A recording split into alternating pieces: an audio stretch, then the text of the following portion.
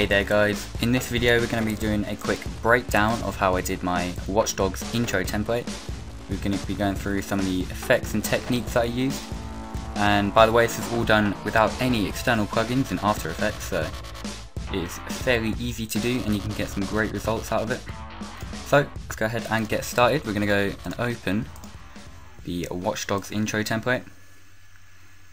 And if we just unshy some of these layers, we'll just go in one by one and then break it down as we go.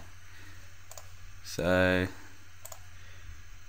if we go to our buildings, building 1, okay, so this is where I started. If we grab a new camera, yep, okay, I grabbed one solid and made it square, as you can see on here. And we just move over here, made a square solid, and then I duplicated that and offset it in 3D space, and I just started building up a cube or a rectangle like this in a building-ish shape. And then onto each grid layer, or I added a grid effect along with some fractal noise. As you can see, that was the original there.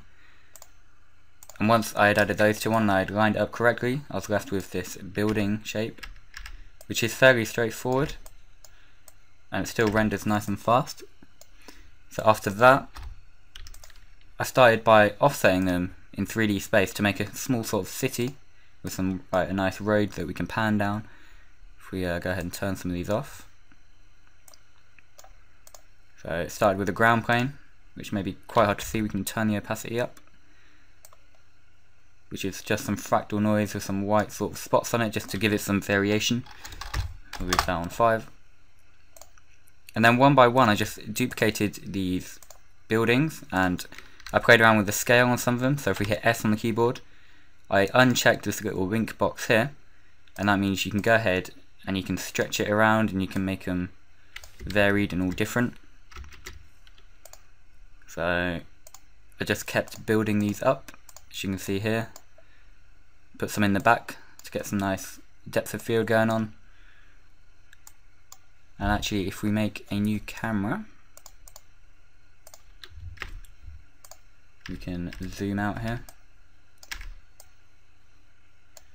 And you can see that I also started to make some over on the right side as well. So you can see now we're getting a nice small sort of downtown area with some nice tall thin buildings and some flatter ones down here, and we'll turn the rest of these on. So this was the main downtown city that I used, and then inside of my assets composition, if we turn all of these off, I added a background, a new floor which had a grid applied to it, which is there. If we turn that up, so you can see that's my grid layer there. And then I imported that main downtown city onto this plane here, and if we actually scrub here, you can see that is our main downtown. We added some background buildings just to fill in those spaces, and if we keep going, I added some ones on the floor. Keep on going. So now you can see we're going to get a nice populated building. And also, if we grab a new camera, and if we just zoom out here, there it is, go a bit further, we're going to get a really nice, largely scaled buildings and city. So right now it's getting pretty busy and filled with lots of variations of buildings. We've also got that nice floor plane down there to give it some nice sort of texture. If we scroll down, we do have some more, so just keep adding them in. That's some floor ones, some ones at the back, and add those 2 more on. And also added some over to the right side here, just so we don't get any like gaps in there. If we go ahead and delete our camera. So then the next what I did was I added this camera and I animated it, so it just goes from, actually if we turn off our depth of field, so it just goes from here And if we scrub through, it just sort of back pans and tracks through the city and then starts going up towards the right side. And then to get the glitchy sort of flickering effect at the end on the buildings, simply all I did was I went onto those main downtown asset compositions, so these here, and I just keyframed the opacity of them fading out. So that was fairly straightforward, as you can see there. So all of these I just keyframed the opacity sort of flickering on and off till they were completely gone, and then I offset them a bit in time. If we open these up actually, so there are all our keyframes for the flickering out until you're left with just nothing. So here, and we'll go ahead and close those. Next was a vignette. You can add that on. So just add some nice sort of focus point into the middle. Then we got some nice color correction, which is a glow, a main glow. So we started with just one simple glow here. So that's what that looks like. We added a second one just to brighten up the centers a bit more. Added a curves,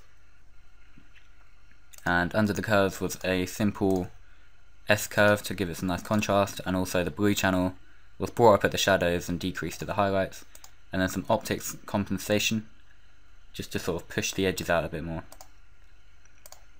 Also, if we go into our camera, we can turn the depth of field back on, so you're going to see that's just going to blur out the back of the city. For the depth of field, I added a camera lens blur, which is just going to fade out the edges of the composition at the end here, just to give it a nice sort of feathering happening. Then we've got some noises this is to help with the glitches and stuff like that.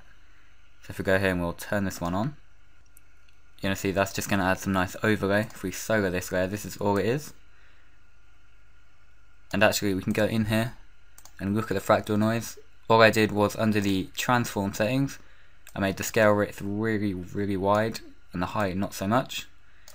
I also changed the noise type to block, and the complexity, I thought you can play around with that until you get something nice and staticky looking.